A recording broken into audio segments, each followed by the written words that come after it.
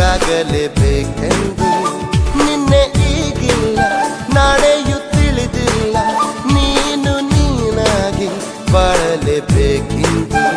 ಹಸಿರಾಗಿದೆ ದೀಪವು ನಿನಗಾಗಿ, ನಸು ನಗುತ್ತಲೇ ಸಾಗು ನಿ ಗೆಲುವಾಗಿ.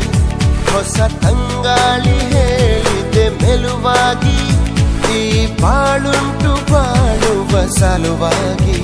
ಕಿವಿ ಮಾತೊಂದು ಹೇಳಲೆ ನಾನಿಂದು, ದಾರಿ ನಿಂತಾಗ ಸಾಗಲೇಬೇಕೆಂದು.